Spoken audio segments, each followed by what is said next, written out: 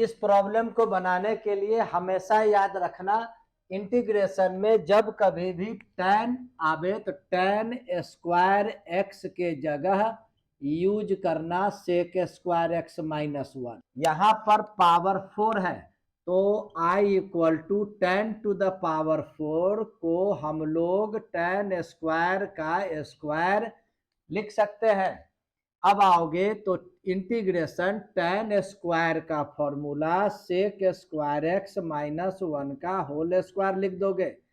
ये जो है a माइनस बी का होल स्क्वायर पर इसको एक्सपेंड करोगे, अगेन i इक्वल टू, अब दो सभी को सेपरेट कर दोगे यानी dx हो गया। सेक टू द पावर 4 में क्या करोगे, एक सेक टू द पावर 4 को sec square into sec square x लिखा जा सकता है, प्लस ये इंटीग्रेशन dx। एक सेक स्क्वायर एक्स को tan में कन्वर्ट कर दो तो 1 प्लस tan स्क्वायर एक्स हो जाएगा।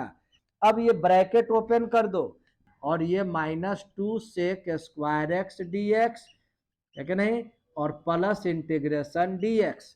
देखोगे यहाँ पर पहले से -2 सेक स्क्वायर एक्स है, यहाँ एक है तो ये माइनस हो जाएगा इसका। अब यहाँ पर देखोगे तो इसको सब्स्टिट्यूशन मेथड से बनाना होगा और ये ऑब्जेक्टिव में पूछेगा। देखो सब्स्टिट्यूशन मेथड में क्या है कि दो फंक्शन होगा, उसमें एक फंक्शन यदि दूसरे का डेरिवेटिव है तो जिस फंक्शन का डेरिवेटिव है उसको z ले लेते हैं। यहाँ पर tan x को मान लेते हैं z। tan x को जब z मानोगे तो डिफरेंशिएशन करोगे तो tan x का डिफरेंशिएशन सेक स्क्वायर एक्स और ये dz बाई dx जो होता है वह dx लेफ्ट साइड भेज दोगे। तो यहाँ पर अब तुम देखोगे कि i इक्वल टू, देखो tan x को z मान लिए हैं तो ये हो गया z square, sec square x dx के जगह लिख दोगे dz।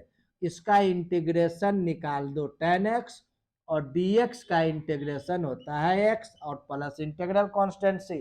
इंटीग्रेशन में पावर में 1 जुटता है उतना ही से डिवाइड करते हैं, ये tan x प्लस c। अब आप क्या कीजिए 1/3 ये z के जगह पर tan लिख दो इंटीग्रल कांस्टेंट c।